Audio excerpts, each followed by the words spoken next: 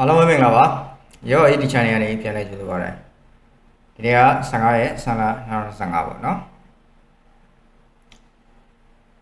ကျွန်တော်စီစဉ်လေးမစခင်ကျွန်တော်မိတ်ဆွေတွေစိတ်ချမ်းသာကိုကြမ်းပါခြင်းနဲ့ပြည့်စုံကြပါစေအဲ့တော့ဒီနေ့ကျွန်တော်ပြင်မအကြောင်းညာမပြောခင်အချင်းချုပ်လေးတစ်ခုပြောမယ်နော်အဲ့ဒါဇမင်းထွန်းရဲ့အချင်းချုပ်လေးပေါ့ဗျာဇမင်းထွန်းသတင်းစာရှင်းလင်းပွဲလုပ်သွားတယ်သတင်းစာရှင်းလင်းပွဲမှာအဓိကတော့ကြားဖြန့်ပေါ့နော်ကြားဖြန့်နဲ့ပတ်သက်ပြီးတော့မှပြောသွားတာရှိတယ်အဆောက်အဦတွေဖြိုချဖျက်ဆီးတာဟာတတိဖြောက်ပြတ်တာမဟုတ်ပါဘူးတဲ့နော်ပေါ်တင်လောက်တာတဲ့ပေါ်တင်ခွဲတာတဲ့နော်ပေါ်တင်ခွဲတာလူမိုက်စကားတွေပြောသွားတာများသောအားဖြင့်လူမိုက်စကားတွေပြောသွားတာပဲနော်လူကြီးလူကောင်းဆန်သောစကားတွေအစံတန်းရှိတဲ့စကားတွေမပြောများသောအားဖြင့်လူမိုက်စကားတွေပြောတယ်ပေါ်တင်ခွဲတယ်ဘာတတိမှဖြောက်ပြတ်เสียအကြောင်းမရှိဘူးဒါမျိုးပေါ့နော်အဲ့ဒါပြောတယ်နောက်တစ်ခုကပါလဲဆိုတော့ဒီကျွန်တော်တို့ KNU ဆက်ဆွဲတယ်နော် KNU ကိုကြားဖြန့်ကိုနှောက်ယှက်နေတယ်ဆိုပြီးတော့ငပြူးကပြန်ပြဲတယ်တခိုးကလူဟစ်တယ်ပေါ့ဗျာနော်အဲ့ဒါပြောတယ်နောက်တစ်ခုကဒီတရုတ်တို့ထိုင်းတို့ပေါ့နော်ထိုင်းတို့ကKNU နဲ့ဆက်ဆံမလုပ်ဖို့ဒါတွေပြောတယ်ပေါ့နော်ပြောရနောက်တစ်ခု KNU ကိုအပြစ်တင်းတယ်သူကဟိုဘက်ကိုလက်နက်ကြီးနဲ့ပြစ်နေတာ KNU ကပါဆိုပြီးတော့အပြစ်တင်းတယ်ဒါတွေပြောရတယ်ပေါ့နော်သူများတွေတော့တော်တော်အပြစ်ပြောတယ်ပေါ့နော်နောက်ထပ်မရှိသေးလဲဆိုတော့မင်းအောင်နိုင်နော်မင်းအောင်နိုင်ကတမရဖြစ်နိုင်ခြင်းများပါတယ်တမရလုံနိုင်ခြင်းများတယ်အဲ့တော့ဖွဲ့စည်းပုံအခြေခံဥပဒေအရနော်တမရရည်ချင်းနဲ့ကိုက်ညီတယ်ဆိုလို့ရှိရင်တမရလုံရမှာပဲမလုံဘူးလို့လည်းပြောလို့မရဘူးလုံပဲလို့လည်းပြောလို့မရဘူးလက်တူပြောတီပြောပေါ့နော်အဲ့တော့တမရရည်ချင်းနဲ့ကိုက်ညီလို့လွတ်တော်ကရွေးချယ်တင်မြှောက်ပြီးတင်မယ်ဆိုရင်တော့တမရဖြစ်မှာပေါ့ဒါဆိုရင်တော့တေးကြပါတယ်မင်းအောင်နိုင်ကတမရလုံဖို့အလားအလာတော်တော်လေးနီးစပ်သွားတယ်ပေါ့နော်လုံမှာပါမလုံဘူးလည်းမရှိပါဘူးလုံမှာပါသူကနိုင်ငံရေးပါဝါကိုရအောင်ယူထားမှဖြစ်မှာနှုတ်ဆိုလို့ရှိရင်ရေတိန်နဲ့တော့မှာအဲဒီကောင်ကနော်သူတယောက်တည်းမဟုတ်ပါဘူးသူတစ်ဖွဲ့လုံးပါပဲနော်အဲ့တော့သူ့တမရတော့ပြီးမှဖြစ်မှာနော်ခင်ကြီးနဲ့ကတော့ဘယ်လိုစကားသွားကြမလဲတော့မသိဘူးနော်ခင်ကြီးကပြောရရင်မင်းအောင်နိုင်နဲ့ရှင်းနေကြတယ်အဲ့တော့နောက်ပြီးတော့ခင်ကြီးကဒီပေါ့မင်းအောင်နိုင်တိုင်းမှုဘဝမှာခင်ကြီးကဝင်ကြီးတွေပါဖြစ်နေပြီနော်ခင်ကြီးကပြောရရင်မင်းအောင်နိုင်ထက်ပို့ပြီးတော့လဲအတွေ့အကြုံရှိတဲ့ကောင်းပေါ့ဗျာနော်တိုင်းပြည်ကိုကိုယ်ဖွားစီတဲ့အတွေ့အကြုံပြောတာပါနော်မင်းအောင်နိုင်ကခင်ကြီးနဲ့စားလို့ရှိရင်တော့မနုမနဲ့အဆင်မရှိအောင်ပါနော်မင်းအောင်နိုင်တိုင်းမှုလေးဖြစ်နေတဲ့အချိန်မှာခင်ကြီးကဝင်ကြီးဖြစ်နေပြီနော်အဲ့လိုအနေထားတွေတော့ကွာတယ်အဲ့တော့ခင်ကြီးနဲ့ဘယ်လိုတွေစကန်းသွားကြမလဲတယောက်နဲ့တယောက်အာဏာလူကြမလားဒါမှမဟုတ်ခွဲဝေစားသုံးကြမလားတော့မသိဘူးပေါ့နော်တိုင်းပြည်တော့ခွဲဝေစားသုံးမှာပါနော်နောက်တစ်ခုကတော့ NHK သတင်းဌာနကရွေးကောက်ပွဲနဲ့ပတ်သက်ပြီးမေးသွားတယ်မေးမြန်းတဲ့အချိန်မှာနိုင်ငံတကာလူသားစံနှုန်းတွေနဲ့မကိုင်းညီဘူးဘာလို့ပေါ့နော်ကိုင်းညီမှုမရှိဘူးနိုင်ငံတကာလို့ပြောနေတယ်ပေါ့နော်အဲ့ဒါတွေနဲ့ပတ်သက်ပြီးလဲဒါသူကနိုင်ငံတကာလူသားစံနှုန်းဆိုတော့ဘာတို့ညာတို့ပေါ့နော်အဲ့ NHK ကိုပြန်ပြီးတော့မှအမေးခွန်းထုတ်တယ်ပေါ့နော်အဲ့တော့နောက်ဆုံးမှသူကဘာပြောလဲဆိုတော့သူတို့ရဲ့ရွေးကောက်ပွဲကိုထောက်ခံတဲ့ပြည်သူတွေကအများကြီးပါပဲတဲ့နော်ထောက်ခံတဲ့ပြည်သူတွေကအများကြီးပဲမထောက်ခံတဲ့လူကနည်းနည်းပါပဲတဲ့နော်အဲ့တော့ဘယ်သူတွေထောက်ခံတယ်ထောက်ခံခံမထောက်ခံခံနော်သူတို့ကတော့သူတို့မြန်မာပြည်တွေကနော်ကျွန်တော်တို့အခုမြန်မာပြည်ထဲမှာသူတို့ထောက်ခံတဲ့လူတအုပ်စုနဲ့သူတို့စကန်သွားမှထားပဲဘယ်ကောင်းမှခရီးမဆိုင်လူမိုက်စကားပြောသွားတာပေါ့နော်အဲ့တော့ဘာဖြစ်လို့သူတို့ကဒီရွေးကောက်ပွဲကိုအသေးအတန်လုပ်နေရလဲဆိုတော့သူတို့ရဲ့နိုင်ငံရေးထွက်ပေါက်နော်သူတို့ရဲ့အသက်အန္တရာယ်ထွက်ပေါက်နော်ဒါတွေဖြစ်တယ်ပေါ့နော်အဲ့ဒီမှာမှဒီရွေးကောက်ပွဲနဲ့ပတ်သက်ပြီးတော့ပေါ့မင်းအောင်နိုင်ရဲ့နိုင်ငံရေးထွက်ပေါက်နဲ့အတူအချောင်ဖြာဝင်ခင်းကျင်တဲ့အုပ်စုတွေရတယ်ရှိတယ်အဲ့လူတွေကတော့အားလုံးသိပြီးသားပါပဲเนาะ NDF တို့ဆန္ဒမင်းတို့နောက်ပြီးတော့ဒီတက်ခိုင်တို့စသဖြင့်ပေါ့ဗျာเนาะအဲ့တော့အဲ့မှာကျွန်တော် debate လေးတစ်ခုသွားတွေ့တယ်ကိုတက်ထွေးနိုင်နဲ့လုပ်ထားတဲ့ debate လေးပေါ့เนาะအဲ့ debate မှာပြောသွားတဲ့စကားပြောသွားတဲ့စကားနဲ့ပတ်သက်ပြီးတော့ကျွန်တော်ဒီနေ့ reaction လေးနည်းနည်းလုပ်မယ်ပေါ့เนาะပြီးရင်တော့မရောက်နိုင်ပြောထားတဲ့ NLD ကိုဆွဆွဲထားတဲ့ဟာကိုကျွန်တော်ပြန်ခြေပဒါလေးအဲ့တော့ reaction လေးလုပ်ဖို့အတွက်ကိုNDF ကပုတ်ကိုပေါ့နော်သူကတော့ကိုထောင်ကျော် NDF အတွင်းမှုလားဘာလားမသိဘူးနော်တို့ခရာလားမသိပါဘူးနော်မနုနုထက်ဆန်နဲ့ debate လုပ်ထားတာမနုနုထက်ဆန်ကတော့ပြောတော့မိုက်တယ်နော်ရှိပဲ59မိနစ်လောက်ရှိတယ်နော်ဒါပေမဲ့ကျွန်တော်ကဒီကိုထောင်ကျော်ပြောထားတဲ့အဓိကအချက်ကိုပဲကျွန်တော်ပြောချင်တာနော်အဲ့တော့ကျွန်တော်တို့နားထောင်ကြည့်အောင် ရွေးကောက်ပွဲကိုအများဆုံးဖြစ်အာဏာကိုတူတဲ့ချုပ်ကင်ထားတာဒီမှာကျွန်တော်တို့ကအာဏာ power center 3ခုပြန်ပွဲရတယ်ဆိုလို့ရှိရင်ကျွန်တော်တို့ပြောစရာဆိုစရာ space တွေအများကြီးပေါ်လာမယ်အဲ့ဒီမှာကျွန်တော်တို့လောက်တာကင်တာရှိတဲ့နိုင်ငံရေးဝင်တွေအများကြီးထွက်လာအဲ့ဒီထွက်လာခြင်းအဖြစ်ကလူထုလက်ရှိပိတ်လောင်မွန်းကျက်နေတဲ့ဟာဒီအဲ့ကနေတစ်ဆင့်ဖတ်ပေါက်ပြီးဖြစ်သွားတယ်တချို့ကိစ္စတွေကစဉ်းစားတဲ့အခါကျတော့ဒါသူတို့နိုင်ငံရေးသမားတွေအစဉ်တစိုက်တုံးနေတဲ့အတုံးအနှုံးပေါ့နော်အဲ့ဒါကိုကျွန်တော်တဆင်ချင်းကျွန်တော်ပြောမယ်ဆင်ချင်းပြောမယ်နော်အဲ့တော့ကျွန်တော်တို့ကတော့ဒီလူလူရဲ့ထွက်ပေါက်လို့ကျွန်တော်တို့ကအဲ့လိုမယုံကြည်ဘူးတစ်ထစ်ကြောက်ကိုမယုံကြည်တာနော်တစ်ထစ်ကြောက်ကိုမယုံကြည်တာပါနော်ဒါကမင်းအောင်နိုင်ကလက်ရှိနိုင်ငံတကာ PR တွေတအားကိုတက်ရောက်နေတဲ့အချိန်ရှိရဖြစ်လာတယ်ပြည်တွင်း PR တွေလည်းအပြင်းထန်ခံစားလာရတဲ့အချိန်ဖြစ်တယ်နိုင်ငံတကာ PR တွေတက်ရောက်လာတာတောင်မှဒီအာဏာသိမ်းထားတဲ့အပေါ်မှာပဲဥတီပြီးတော့မှနိုင်ငံတကာ PR တွေတက်ရောက်လာတာမဟုတ်ဘူးเนาะတခြားသောဘိုးအစည်းအဝေးကိစ္စတွေကြောက်ဖြန့်ကိစ္စတွေနိုင်ငံတကာ PR တွေအဲ့လောက်ထိတက်ရောက်လာတော့ဇော်မင်းထွန်းကိုယ်တိုင်လည်းပြောသွားတယ်ဟိုကောင်ကျော်မျိုးမင်းအင်တာဗျူးကကျော်မျိုးမင်းမေးတာပေါ့နော်ကျော်မျိုးမင်းမေးတော့ဒီကြောက်ဖြန့်ဟာအတိုင်းပြည်ရဲ့ကံကြမ္မာကိုတော့ပြောင်းလဲနိုင်တယ်ဆိုပြီးကျော်မျိုးမင်းကမေးလိုက်ပြောလိုက်တဲ့အခါမှာအဲ့ဒါကိုဇော်မင်းထွန်းကထောက်ခံတယ်တိုင်းပြည်ရဲ့ကံကြမ္မာကိုဟုတ်တယ်ပြောင်းလဲနိုင်တယ်အမှန်တော့တိုင်းပြည်ကံကြမ္မာမဟုတ်ပါဘူးသူတို့ကံကြမ္မာပါသူတို့ကံကြမ္မာသူတို့ကံကြမ္မာပါပြောင်းလဲသွားနိုင်တယ်ဆိုတော့သူတို့ကောင်းလက်ခံထားတယ်ကြောက်ဖြန့်နော်အဲ့တော့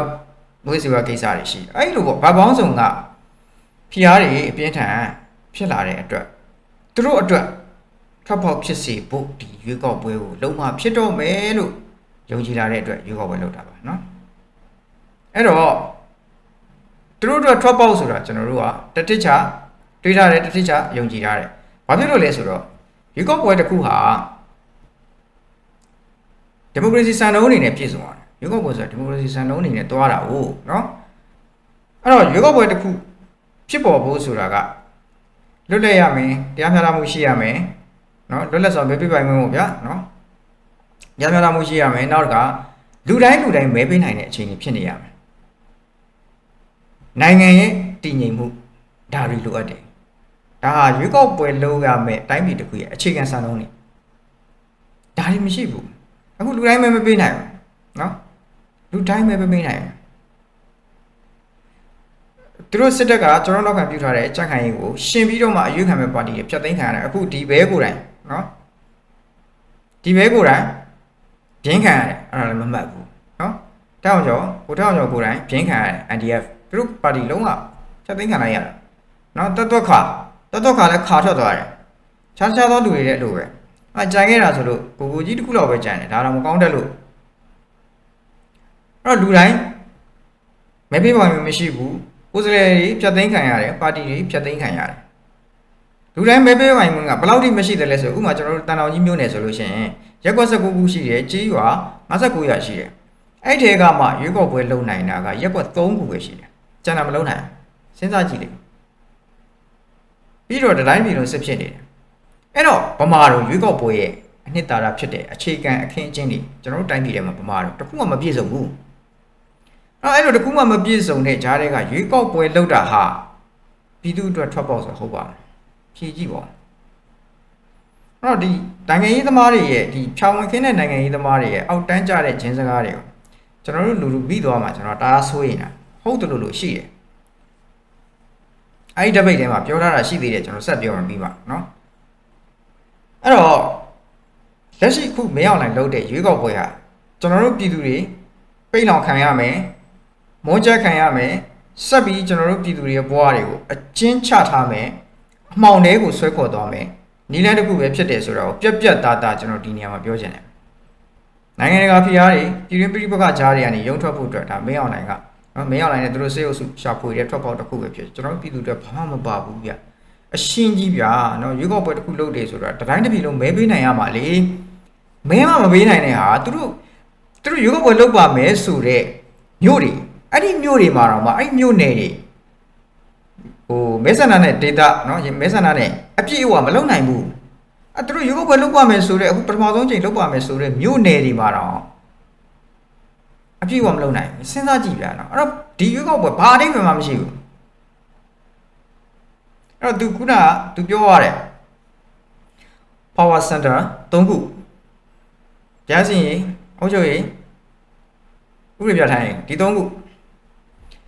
ဒီ3ခုကဒါဒီ3ခုရှိတယ်ပေါ့ဒီ3ခုပြန်ရမယ်ပေါ့ဒီ3ခုနဲ့ထိန်းကျောင်းမယ်ပေါ့ဒီလိုပြောတာဟုတ်နော်ဒါပေမဲ့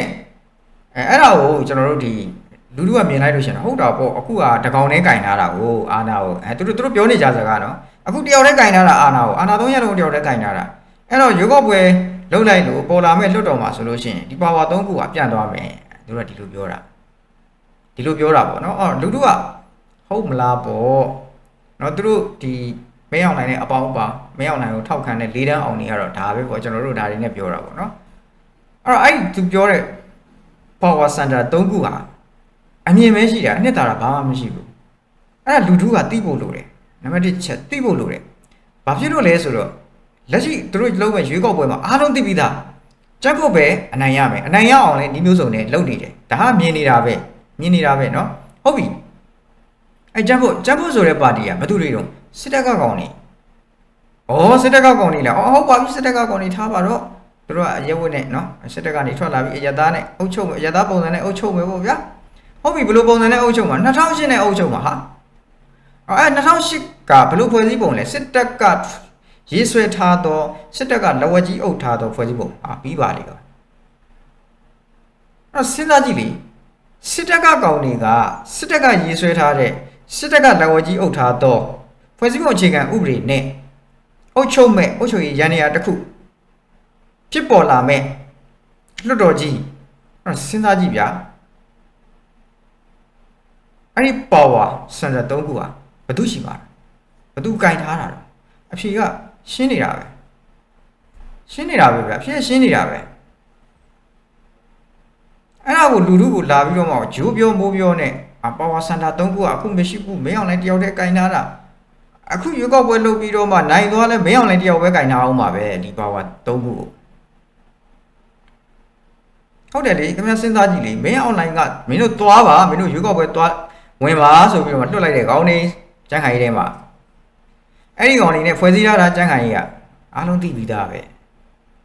သိပြီးသားလည်းထပ်ပြောရမှာခဏပြောရအဲ့2008ဖွဲ့စည်းပုံသူတို့အခုအုပ်ချုပ်မဲ့သူတို့ရဲ့ဖွဲ့စည်းပုံက2008ဖွဲ့စည်းပုံအဲ့ဖွဲ့စည်းပုံကသူတို့လက်ဝကြီးအုပ်ထားတဲ့ဖွဲ့စည်းပုံဒါလည်းအားလုံးသိတာပဲနော်အဲ့ဖွဲ့စည်းပုံအောက်မှာသူတို့စစ်တပ်နဲ့ဆက်နွယ်တဲ့သူတို့စစ်သားတွေနဲ့အုပ်ချုပ်တဲ့ရန်နေရာတစ်ခုကိုဘယ်လိုလုပ်အာဏာခွဲဝေဖို့လို့ခေါ်နိုင်မလဲဘယ်သူအာဏာခွဲဝေမှာလဲသူတို့ယူကြရလေရောမင်းကအဲ့နေမှာအဲ့အာဏာယူဟိုကောင်မင်းအဲ့ကောင်ဥပဒေပြုရေးမှာဟိုကောင်မင်းဥက္ကဋ္ဌသွားလို့တော့ဥက္ကဋ္ဌသွားလို့ဟိုကောင်တရားစီရင်မှာဟိုကောင်ကတော့မင်းအဲ့ကောင်တရားရှေ့နေချုပ်တော့ဒါမျိုးပေါ့နော်ငါသမရလုပ်မယ်ငါလုပ်မယ်ဒါမှမဟုတ်လည်းငါကာဝေးဦးစီးချုပ်ဆက်လုပ်မယ်ပေါ့နော်ဒါမှမဟုတ်လည်းကာဝေးဦးစီးချုပ်ကိုထိန်းချုပ်နိုင်တဲ့ control လုပ်နိုင်တဲ့အခြေခံဥပဒေကိုပြန်ပြင်ပြီးတော့ရေးချင်းရေးမယ်ဒါမှမဟုတ်ဖွဲ့စည်းတစ်ခုထပ်ပြီးတော့မှဖွဲ့ထားရင်ထားမယ်ကာဝေးဦးစီးချုပ်ကိုကြိုးကင်နိုင်ဖို့အတွက်ဒီကောင်ကစစ်တပ်ကိုလက်လွတ်ထားမှာမဟုတ်ဘူးအဲ့ဒါတော့ကျင်းသေးတယ်သူ့ကိုယ်သူလည်းသူယုံသူကိုယ်တိုင်လည်းသူကတန်းရှည်သူကကနကစားလောက်ထားတာကိုအဲ့တော့သူ့ကိုယ်သူယုံမှာမဟုတ်ဘူးအဲ့တော့ပြောချင်တာကဘာအာဏာခွဲမှုမှမရှိဘူးအဲ့တော့ခင်ဗျားတို့ပြောနေတဲ့ power center 3ခုဆိုတာကသူတို့လက်ထဲမှာပဲအဲ့3ခုလုံးကင်ထားတာခင်ဗျားတို့ရဖို့မစင်စားနဲ့အဲ့ဒါကိုပြောချင်တာနောက်တစ်ခုကဘာလဲဆိုတော့သူကအဲ့ဒီမှာပြောသွားတယ်ဘာပြောသွားလဲဆိုတော့ဒါလေးနားထောင်ကြည့်နော်ဒီဟာကလည်းကျွန်တော်တို့လူထုကြားမှာပြောရလို့ရှင်အန်ဒီကြီးတဲ့ဝါရမိုင်းတိုက်မှုတစ်ခုပဲနားထောင်ကြည့်တချို့ကိစ္စတွေကစဉ်းစားတဲ့အခါကျတော့ကျွန်တော်တို့စဉ်းစားတဲ့ပုံသဏ္ဍာန်မော်လေးစဉ်းစားတဲ့ပုံသဏ္ဍာန်နဲ့အရေးကြီးတာပေါ့ကျွန်တော်တို့ပြောမှဆိုရင်ညာတက်ကနိုင်ငံရေးထဲမှာ25ရာခိုင်နှုန်းပါနေတယ်ပေါ့25ရာခိုင်နှုန်းမပါနေမဲ့ပုံဖွဲ့ဆိုတဲ့ဟာကျွန်တော်တို့ကကြတော့ okay ငါတို့85ရာခိုင်နှုန်းငါတို့ရတာမဆိုးဘူးပေါ့အခု0ဖြစ်သွားတာပေါ့ဆိုတော့ကျွန်တော်တို့ကအနည်းဆုံး85ရာခိုင်နှုန်းတော့ပြန်ယူမှရအဲ့ဒါကလည်းပြောရလို့ရှိရင်လူထုကြားမှာအန်ဒီကြီးမားတဲ့ကိစ္စဟုတ်တယ်လို့ရှိတာပေါ့ဟာတော်တယ်မှာဟုတ်တာပေါ့အခုကတော့မင်းအောင်လိုက်တယောက်တည်းက100ရာခိုင်နှုန်းယူထားတာတော်တော်လေးရောက်သွားလို့ရှိရင်တော့ငါတို့ပြည်သူရွေးချယ်လိုက်တဲ့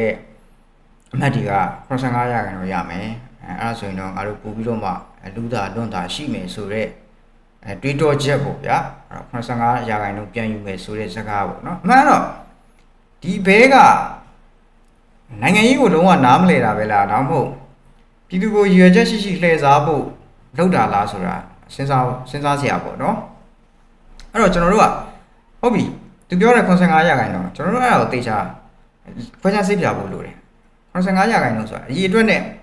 လုတ်ပိုင်ခွင့်ပေါ့နော်လုတ်ပိုင်ခွင့်အဲ့ဒီ85ရာခိုင်နှုန်းဆိုတာကတကယ်တော့ quantity အရေးအတွက်ပဲရှိတာတကယ်လုတ်ပိုင်ခွင့်ကျွန်တော်တို့ real authority ကမဟုတ်ဘူးတိုင်းပြည်ကိုအမှန်တကယ်ပြောင်းလဲပြစ်နိုင်မဲ့လွှမ်းမိုးထားနိုင်မဲ့လုတ်ပိုင်ခွင့်90ရာခိုင်နှုန်းကျော်ကဒီ2008ဖွဲ့စည်းပုံအခြေခံဥပဒေဒီစာအုပ်ထဲမှာဆိုစာအုပ်အစိမ်းနဲ့စစ်တပ်ကခန့်ထားတဲ့25ရာခိုင်နှုန်းအဲ့ဒီကောင်တွေရဲ့လက်ထဲမှာပဲရှိတာကျွန်တော်တို့တာမန်ကြည့်လိုက်လို့ရှိရင်ဒီပေါ့အရသာအမှတ်တွေ85ရာခိုင်နှုန်း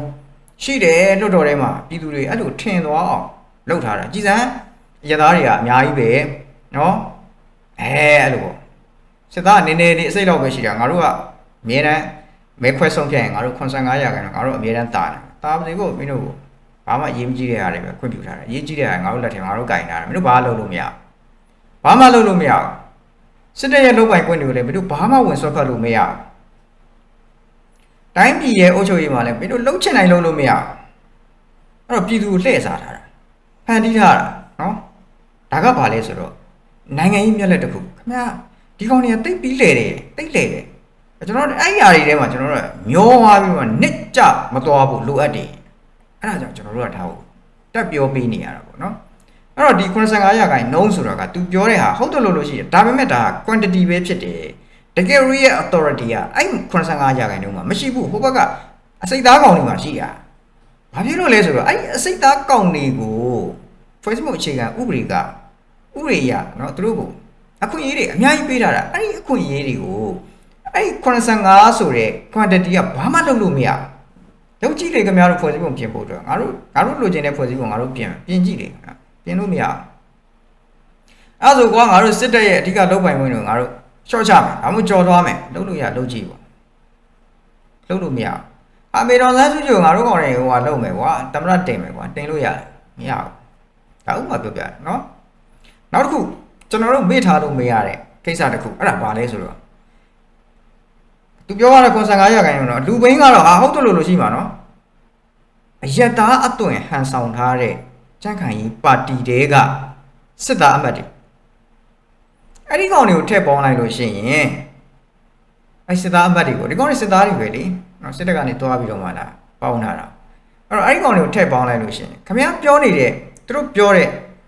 85ရာခိုင်နှုန်းဆိုတဲ့ကဏ္ဍဟာဟုတ်ပါဘူးမလားလက်ချိုးရည်ကြည့်အောင်85ရာခိုင်နှုန်းဆိုတဲ့ခဏခင်ဗျားပြောနေ85ရာခိုင်နှုန်းရည်စရာကြီးပေါ့ဗျနော်ဒါတော့မှဒါအကြမ်းဖက်စစ်တပ်ကထိုင်ဆိုထဆိုတဲ့အနှုတ်ဆုပ်ဂုတ်ဆုပ်ပါတီတွေထည့်မထားသေးဘူးနော်အဲ့ဒီမှာသူက PR စနစ်နဲ့အဲ့ဒီမှာထိုင်စစ်တပ်ကထိုင်ဆိုဆိုတဲ့အနှုတ်ဆုပ်ဂုတ်ဆုပ်ပါတီက1ယောက်စာ2ယောက်စာအဲ့ဒါလေးတွေကပါလာအောင်ပါအဲ့ဒါလေးတွေကလည်းအဲ့တော့ခင်ဗျားပြောတဲ့85ရာခိုင်နှုန်းဆိုဟုတ်ပါအောင်မလားပြည်သူတွေကိုခင်ဗျားတို့အစိတ်တွေမကြွေးပါနဲ့ဗျအမှန်တိုင်းပြောကြပါအမှန်တိုင်းလုပ်ပါဗျနော်ကျွန်တော်တို့ပြည်သူတွေကအချင်းတွေမဟုတ်တော့ဘူးနော်အချင်းတွေမဟုတ်တော့ခင်ဗျားတို့ပြောသလိုခင်ဗျားတို့ထင်သလိုအချင်းတကောင်းမှမပါနော်အဲ့တော့ပြောချင်တာကဒီရွေးကောက်ပွဲဆိုတဲ့အလှုပ်အရွေ့ဒါကဘသူအတွက်မှအကျိုးမရှိဘူးသူတို့အတွက်ပဲအကျိုးရှိနေတယ်ဆိုတာရှင်းနေတာပဲနော်အဲ့တော့ဒါအကြမ်းဖက်စစ်တပ်ရဲ့အာဏာကိုဆက်ပြီးတော့တည်မြဲစေမဲ့လမ်းကြောင်းဖြစ်တယ်လို့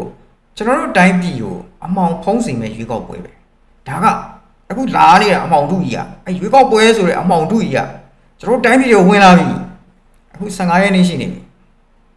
ကျွန်တော်ရသလောက်တော့တွန်းကန်ပြရမယ်နော်အခုသူကိုယ်တိုင်ဗျာသူကိုယ်တိုင်နော်သူကိုယ်တိုင်ပဲကြည့်85ရာခိုင်နှုန်းမပြောနဲ့ဒသမ9ရာခိုင်နှုန်းတော့သူခမရမသွားရှာဘူးဒါတော့သဘောမပေါက်သေးဘူးเนาะကိုယ်တိုင်အကင်ခံလိုက်ရတာကိုနာပါဘူးကန်ရတာကန်ခံရတာချစ်စရာလေးပါလို့ပြောနေတယ်လို့ပဲเนาะအဲ့တော့တော်ရခင်ဗျားတို့เนาะအပေါ်စားနိုင်ငံရေးသမားတွေတကယ်ကိုအပေါ်စားနိုင်ငံရေးသမားတွေအဲ့တော့ပြည်သူကိုဂျင်းထက်ခံရမှာဆိုလို့ကျွန်တော်ဒါတွေချက်လက်နဲ့เนาะ တကယ်ကို objective view ကနေကျွန်တော်ပြောတာပါเนาะအဲ့တော့ဟုတ်ပြီအဲ့ဆိုလို့ရှိရင်ကိုကြီးတွေကရွေးကောက်ပွဲမလုပ်ရင်အဖြေရပါမှာတော့ဒါမေးစရာရှိတယ်ရွေးကောက်ပွဲမလုပ်ဖဲနဲ့ကျွန်တော်တို့တိုင်းပြည်ရဲ့ထွက်ပေါက်ကိုဘယ်လိုသွားကြမလဲဒီလိုမေးစရာရှိတာပေါ့တိုင်းပြည်ပေါ်စေတနာထားဖို့ပဲလိုတယ်ရှိတာပေါ့ပြဿနာဆွေးနွေးပြီးအဖြေရှာလို့ရတဲ့အခြေအနေတွေရှိတယ်ရှင်းလေးပဲခင်ဗျားကျွန်တော်တို့တော်လိုင်းတပ်ဖွဲ့တွေကလည်းเนาะဥတီရနှစ်ခုပဲရှိတယ်စစ်တပ်ကလုံးမဲ့ရွေးကောက်ပွဲလက်မခံဘူးเนาะနောက်တစ်ခါအပြုတ်တိုက်ရေးဆိုတဲ့လမ်းနဲ့ကျွန်တော်တို့လက်မခံဘူးအဲ့ဒါအဆုံးရောက်တဲ့ဒီလမ်းနှစ်ခုเนาะရွေးကောက်ပွဲကိုလက်မခံဘူးအပြုတ်တိုက်ရေးဆိုတော့လက်မခံဘူးကျွန်တော်တို့အင်အားစုတွေဒါကိုပယ်ချထားတယ်အဲ့တော့ရွေးကောက်ပွဲမလုပ်ပါနဲ့เนาะရွေးကောက်ပွဲမလုပ်ပါနဲ့ရွေးကောက်ပွဲဒီအာဏာရှင်စနစ်ကိုဆက်ပြီးတော့မှခိုင်မာစီမဲ့လှည့်ကွက်တစ်ခုပါပဲဒါကိုကျွန်တော်တို့လက်မခံနိုင်နောက်တစ်ခုလက်နက်ကိုင်ပြည်ပခါတစ်ခုတည်းနဲ့ကျွန်တော်တို့အဆုံးဖြတ်ပေးလို့မရဘူးเนาะအများကြီးနေတာမှုတွေတွေးမြေကြောက်မှုတွေအများကြီးဖြစ်သွားလိမ့်မယ်အဲ့တော့တိုင်းပြည်ပေါ်စေတနာထားဖို့လို့တိုင်းပြည်ပေါ်စေတနာရှိဖို့လို့နိုင်ငံရေးလမ်းကြောင်းတွေပေါ်ဖို့လို့နိုင်ငံရေးလမ်းကြောင်းတွေလက်ရှိရွေးကောက်ပွဲနဲ့တွားလို့ကိုမရတာရှင်းနေတယ်ကျွန်တော်အထက်မှာပြောခဲ့ပြီဘလို့မှမရဘူးအဲ့တော့ဒီအချက်တည်းရဲ့မူလစင်းပြကိုဖြည့်ရှင်းဖို့အတွက်လက်နက်ကိုင်ပြည်ပခါတွေအဖက်ဖက်ကနေယိုရင်းနေတဲ့အခြေအနေကိုရပ်တန့်ဖို့အတွက်ဒီဖွဲ့စည်းပုံအခြေခံဥပဒေအောက်ကနေမဟုတ်ဘဲနဲ့အားလုံးလက်ခံနိုင်တဲ့အနာဂတ် Federal Democracy ပြည်ထောင်စုတည်ဆောက်ရေးကိုဥတည်ဖို့လိုအပ်တယ်အဲ့တော့အရေးကြီးဆုံးချက်ကစစ်တပ်လို့ပါစစ်တပ်ဒီနိုင်ငံရေးနယ်ပယ်ကနေအပြီးတိုင်ထွက်ခွာဖို့ဂတိပြုကိုပြုရမယ်ပြုရမယ်အဲ့ဒါဒီတိုင်းပြည်ရဲ့စစ်မှန်တဲ့ထွက်ပေါက်ပဲနောက်ကဒီ2008ဖွဲ့စည်းပုံအခြေခံဥပဒေကအာဏာရှင်စနစ်ကိုထောက်ခံနေတဲ့ဖွဲ့စည်းပုံဖြစ်တယ်အာဏာရှင်စနစ်စစ်တပ်ကိုထောက်ခံနေတဲ့ဖွဲ့စည်းပုံဖြစ်တယ်စစ်တပ်ကလုပ်ပိုင်ခွင့်ယူထားတဲ့ဖွဲ့စည်းပုံဖြစ်တယ်အဲ့တော့ဒီဖွဲ့စည်းပုံကလုံးဝပြတ်ပြဲသွားပြီဆိုတော့စစ်တပ်ကကြီးကိုကြီးညားမယ်ဖွဲ့စည်းပုံအခြေခံဥပဒေတွေရေးကိုရေးဆွဲရမယ်အဲ့တော့စစ်တပ်ကနိုင်ငံရေးနယ်ပယ်မှာလုံးဝပါဝင်ပတ်သက်ခြင်းမရှိအောင်နိုင်ငံကိုကာကွယ်မဲ့တာဝန်ကိုပဲတူယူရမယ်ဒီမိုကရေစီစနစ်ရဲ့အောက်မှာခင်မိတဲ့နော်စံတပ်ပတ်ချက်တွေနဲ့ပြည့်စုံတဲ့တက်မတော်အဖြစ်သူ့ကိုယ်သူပြောင်းလဲရမယ်အဲ့ဒါ drop out ပဲအဲ့မှာဘာတွေရှိမလဲလာမှာပေါ့ဗျာနော်ယာယီအုပ်ချုပ်ရေးအဖွဲ့တို့နော် transitional government တို့နောက်အဲ့ဒီမှာဘာတွေရှိမလဲနောက်တဲ့အသွင်ကူးပြောင်းရေးတရားမျှတမှု transitional justice တို့ဒါတွေလာမှာပေါ့နော်နောက်ပြီးလို့ရှိရင်ဖွဲ့စည်းပုံရေးဆွဲမယ်တိုင်းသားအားလုံးပါဝင်တဲ့နော် federal မူဝါဒကိုအခြေခံတဲ့အခြေခံဖွဲ့စည်းပုံအခြေခံဥပဒေတွေရေးဆွဲမယ်ဒါပဲပေါ့အဲ့ထွက်ပေါက်ကရှင်းလေးကိုအဲ့ထွက်ပေါက်ကိုသူကိုယ်တိုင်ပိတ်ပြီးတော့မှငါတို့နေမယ်ဆိုတော့တိုင်းပြည်ကိုသူကအမောင်တုကြီးကိုတည်ဆောင်လာပြီးခင်ဗျားတို့အမောင်တုဖုံးပေးမှာဒါပဲသူကမပေးဘူးထွက်ပေါက်မပေးဘူးတိုင်းပြည်ကိုထွက်ပေါက်မပေးဘူးတိုင်းပြည်ကိုထွက်ပေါက်ပေးလိုက်လို့ရှိရင်သူတို့ဘဝတွေဝုန်းကနေနဲ့ပြုတ်ကြမှာအဲ့အတွက်ကြောင့်မို့လို့အတ္တတွေမာနတွေနဲ့တကူကောင်းဆန်စွာတိုင်းပြည်ဖြစ်ချင်အောင်ဖြစ်ဆိုပြီးတော့မှ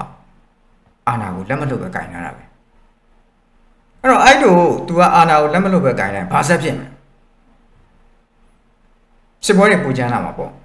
့ဒါပဲစစ်ပွဲတွေပူချမ်းလာတိုက်ပွဲတွေမရေမနာဖြစ်ပေါ်လာမယ်နော်နောက်တစ်ခါဒီပေါ့ကျွန်တော်တို့ဒီပထဝီနိုင်ငံရေးအရတိုင်းသားနေမြေတွေကကိုယ်ပိုင်အုပ်ချုပ်ခွင့်တွေကိုလက်တွေ့ကျကျကျင့်သုံးလာနိုင်တယ်ကျင့်သုံးလာနိုင်ဟိုပြည်နယ်တွေကွက်ထွက်မှုပေါ့နော်ကျင့်သုံးလာနိုင်သူကိုယ်တိုင်တိုင်းပြည်ကိုဖျက်ဆီးနေတာနော်အဲ့တော့စစ်ပွဲတွေပိုပြင်းထန်လာမယ်အတွက်ကြောင့်မို့လို့ဒီကောင်းရဲ့ဘိုးအစိုးရရဲ့အာဏာလုံးဝပြတ်ပြားသွားပြီးတော့မှနိုင်ငံရေးရနိုင်ငံပထဝီနိုင်ငံရေးရပေါ့နော်တိုင်းသားနေမြေတွေကသူကိုယ်ပိုင်အုပ်ချုပ်ခုကျွန်တော်တို့ကြည်လေခု MNDA တို့ TNL တို့သူကိုယ်ပိုင်အုပ်ချုပ်ခွင့်တွေနဲ့သူယူလာပြီကိုယ်ပိုင်နေမြေတွေကိုယ်ပိုင်အုပ်ချုပ်ခွင့်တွေကျင့်သုံးလာပြီသူကိုယ်တိုင်ပြည်တော်စုမပြိုပွဲအောင်လုပ်နေတာအဲ့တော့ဘာဖြစ်လာမလဲစစ်ပေးချောင်းတွေများလာမယ်အိုးမဲ့အိမ်မဲတွေများလာမယ်ကျမကြီးဆောင်းရှောင်းမှုတွေနှိမ့်ကြလာမယ်ဒါတွေဖြစ်လာအဲ့ဒီမှာတပြိုင်နက်တည်းမှာဖြစ်မယ်စီးပွားရေးကျဆင်းမှုတွေဖြစ်လာမယ်စီးပွားရေးအတောက်လျှောက်ကြအောင်မှာယိုရင်းပြတ်စီးမှုတွေဖြစ်အောင်မှာအဲ့ဒီတဖြည်းဖြည်းပါဖြစ်မယ်နိုင်ငံတကာအထီးကျန်ဆန်မှုတွေဖြစ်လာမယ်လူရမဝင်တော့တဖြည်းဖြည်းနဲ့သူကကျွန်တော်တိုင်းပြည်ကိုအမှောင်ထုကြီးတည်လာပြီးတော့မှသူကိုယ်တိုင်အမှောင်ထုမှာကြာဆုံးဖို့အတွက်လုပ်တာပဲဒီရွေးကောက်ပွဲကနိုင်ငံတကာကလည်းပြောနေတာပဲပိုဆိုးမယ်နော်အဲ့တော့ပိုဆိုးအောင်လုပ်နေတာအဲ့တော့အကြမ်းဖက်စစ်တပ်ကတိုင်းပြည်ရဲ့ထွက်ပေါက်ကိုတိပါလျက်နဲ့နိုင်ငံရေးထွက်ပေါက်ကိုအခုလိုပိတ်ဆို့ထားခြင်းဟာတိုင်းပြည်သည်ကြာရှည်တဲ့စစ်ပွဲတွေမှာနေမျောသွားမယ်နိုင်ငံပြိုကွဲမှုအန္တရာယ်နဲ့ရင်ဆိုင်ရနိုင်တဲ့စီးပွားရေးလူမှုရေးစုစုဝါယိုရင်းပျက်စီးထိခိုက်လာနိုင်တယ်ဒါကနိုင်ငံတကာကနေပြောထားတာပဲနော်တိုက်ပွဲတွေဖြစ်မှာပဲတိုက်ကြမှာပဲတိုင်းမှာပဲဘယ်သူမှ အလျှော့ပေးမှာမဟုတ်ဘာဖြစ်လို့လဲဆိုတော့သူအုပ်ချုပ်မဲ့ပုံစံကအာဏာရှင်စနစ်နဲ့တွားမှာဟိုဘက်ကဒေါ်လာရေးတပ်ဖွဲ့တွေကလည်းပြောပြီးသားဘယ်အာဏာရှင်မှလက်မခံဘူးလို့ပြောပြီးသားအဲ့တော့သူတို့ပြောနေတယ်တိုင်းပြည်အတွက်လူထုအတွက်ဆိုအဲ့ဒါဆိုလူထုအတွက်စေတနာထားလိုက်တော့လေကျွန်တော်ပြောတာဟုတ်တယ်မလားအဲ့တော့တိုင်းပြည်ကိုအမှောင်တူးကြီးကိုနော်တိုင်းပြည်ပေါ်မှာအမှောင်တူးကြီးကိုသူကိုယ်တိုင်ထမ်းပိုးပြီးတည်ဆောင်လာပြီးတော့မှအဲ့အမှောင်တူးကြီးနဲ့အတူသူတို့ကကြာရှုံးလိမ့်မယ်ဆိုတော့ကျွန်တော်ပြောချင်တာနော်ဒီလူတွေကအမှားတွေကိုစတိုက်ကျူးလွန်နေတယ်အဲ့ဒီမှာခုနဖြာခင်းတဲ့ကောင်တွေပါပါတယ်နော်အဲ့ဒီပြောချင်တာအဲ့တော့နောက်တစ်ခုကတော့ဗာလဲဆိုတော့NLD ဆိုရတဲ့ထက်ကတဲ့နိုင်ငံနဲ့မကိုက်ညီတဲ့နိုင်ငံသားအကြံပေးတွေအဲ့ဒီအကြံဉာဏ်တွေအတိုင်းဩဇာခံဆောင်ရွက်ခဲ့တဲ့အတွက်မြန်မာနိုင်ငံစီးပွားရေးကျဆင်းခဲ့ရတယ်ဆိုမင်းအောင်နိုင်အပြစ်တင်မင်းအောင်နိုင်အဲ့လိုအပြစ်တင်တယ်ကဲစဉ်းစားကြည့်အောင်အပြောင်းပြန်နေပြောတာနော်အဲ့တော့ပြောချင်တာဗာလဲဆိုတော့သူပြောတာကြီးမဟုတ်ဘူးမှားတယ်ဆိုတော့ကျွန်တော်အချက်လက်နဲ့ပြောချင်လို့နော်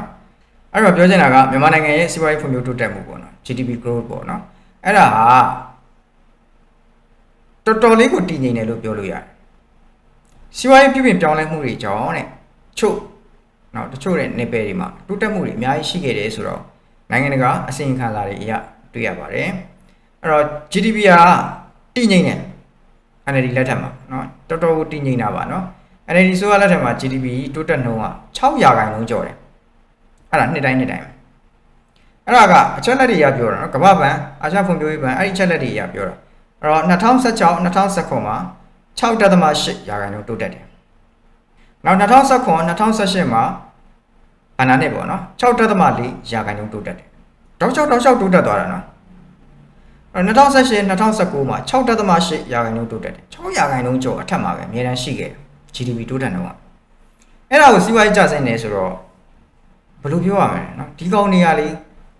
ပေါက်လို့ပဲစားစကားတွေအင်ပတန်ပြောတဲ့ကောင်တွေသိလားသူတို့တွေအဲ့အချက်လက်တွေကိုမမြင်ဘူးလားမသိဘူးတော့ခက်တယ်ကကျွန်တော်တို့တိုင်းပြည်ကသူတို့ကတိုင်းပြည်ထဲမှာရှိနေတဲ့လူတွေကိုအသိပညာအတတ်ပညာကိုနည်းပေါင်းအောင်လုပ်ထားတဲ့အခါကျတော့ပြောချင်တာပြောလို့ရနေတယ်လို့ဒီကောင်တွေကထင်နေတာဟုတ်ပြီကြာဆင်းသွားတဲ့နှစ်တစ်နှစ်ရှိတယ်2019-2020ဘဏ္ဍာနှစ်မှာကိုဗစ်ကပ်ရောဂါကြောင့်1.8%ကြာဆင်းသွားတယ်ရာခိုင်နှုန်းသဘောတရားပြင်ပဲကျွန်တော်တို့ဒီလမှာဒေါ်လာဘီလီယံGDP တိုးတက်နှုန်းကဒေါ်လာ5ဘီလီယံရှိတယ်ဆိုလို့ရှိရင်နောက်နှစ်မှာ5ဘီလီယံအထက်5ဘီလီယံ5.5 ဘီလီယံဆိုလို့ရှိရင်ဒါက GDP 0.5 တိုးလာတယ်ပေါ့ဗျာ0.5 တိုးလာတယ်ပေါ့အဲ့လိုသဘောမျိုးပေါ့အဲ့တော့ဒီနှစ်မှာ5ဘီလီယံနေပြီးတော့ကျွန်တော်တို့က4.9 ဖြစ်သွားတယ်ဆိုလို့ရှိရင်ဒါကျတယ်ပေါ့သဘောအဲ့ဒါမျိုးပေါ့နော်အဲ့တော့2019-2020မှာကိုဗစ်ကပ်ရောဂါကြောင့် 1.7 ကျဆင်းတယ်ရာခိုင်နှုန်းပေါ့နော်ရာခိုင်နှုန်းကျဆင်းတယ်အဲ့တော့ NLD လက်ထက်မှာပထမပိုင်းကာလတွေမှာ FDI ကတော်တော်တိုးတက်တယ်အမေရိကန်ဒေါ်လာကျွန်တော်တို့ 5.7 ဘီလီယံကျော်ထိရောက်တယ်လို့ချက်လက်တွေအရသိရတယ်ပေါ့ဗျာနော်အဲ့တော့အများကြီးပါပဲပြောရရင်တော့အများကြီးပဲ NLD ဆိုရလက်ထက်မှာတိုးတက်လားမတိုးတက်လားဆိုတာကမြေပြင်အရှိတရားတွေကိုကြည့်ချင်းအပြင်ကျွန်တော်တို့သိနိုင်တယ်အဲ့တော့ပြောချင်တာကဒီကောင်တွေဒီလက်ရှိစီးပွားရေးပြိုလဲနေရတာသူတို့အာဏာသိမ်းလို့ဖြစ်တယ်ဆိုတဲ့အကြောင်းရင်းကိုဖုံးကွယ်ချင်တော့ပြီးခဲ့တဲ့အစိုးရ NLD ကိုမူဝါဒအားနည်းချက်တွေကြောင်းလို့ဘာလို့ညာလို့ပေါ့ဗျာဒီလိုမျိုးအပြစ်တင်တာပေါ့နော်အဲ့တော့ဒီအားနည်းချက်တွေကြောင့်မဟုတ်ပါဘူးပြောရရင်အများကြီးပဲเนาะကျွန်တော်ဒါရှည်သွားမှာဆိုလို့အဲ့တော့2021အာဏာသိမ်းပြီးတဲ့နောက်ပိုင်းမှာမှစီးပွားရေးကဝုန်းကနေဆိုပြိုကျဒီထက်ပိုပြီးတော့မှပြိုကျဖို့အစီအစဉ်ရှိပါတယ်เนาะပြိုကျဖို့အစီအစဉ်ရှိတယ်ဘာကြောင့်လဲဆိုတော့လက်ရှိတဲ့ပြည်တွင်းပြည်ပရင်းနှီးမြှုပ်နှံမှုတွေကတဖြည်းဖြည်းနဲ့အကုန်လုံးရုပ်တဲ့ကရပ်တန့်ကုန်တယ်เนาะအဲ့တော့စီမံခန့်ခွဲမှုပိုင်းကလည်းသိတဲ့အတိုင်းပဲဘာမှတက်တဲ့ကောင်တွေမှမဟုတ်တာเนาะဒေါ်စင်ကြီးကျောင်းစင်းနေဆိုတာเนาะဘာမှမတက်ဘူးအဲ့တော့အချက်လက်တွေကရှင်းပါတယ်เนาะအဲ့တော့မင်းအောင်လှိုင်ရဲ့ပြောဆိုချက်တွေဟာเนาะသူ့ရဲ့လောက်ရက်ကြောင့်ဖြစ်ပေါ်လာတဲ့စီးပွားရေးကျဆင်းမှုကိုသူများရှိကိုအပြစ်ပုံချဖို့ရည်ရွယ်တယ်ဆိုတာကိုပြောချင်တာပါเนาะကျွန်တော်အဓိကဒီမှာပြောချင်တာကကျွန်တော် NLD လက်ထက်မှာစီးပွားရေးတိုးတက်နှုန်းကဒီလောက်ရှိတယ်ဆိုတော့ကျွန်တော်အဓိကပြောချင်တာအဲ့တော့ဒီကောင်တွေဒီမဖြစ်မနေเนาะသူတို့ထွက်ပေါက်ရှာဖို့အတွက်ရွေးကောက်ပွဲကိုအသေးအံလုပ်တာပါအဲ့ဒါနဲ့တပြိုင်နက်ကျွန်တော်တို့တိုင်းပြည်ကိုအမောင်တူကြီးယူလာပါတယ်ဆိုတာပြောရင်းနဲ့ဒီနေ့ကတော့လောက်ပါပဲအားလုံးကိုကျေးဇူးအများကြီးတင်ပါတယ်နောက်ဗီဒီယိုမှာပြန်ဆောင်ကြတော့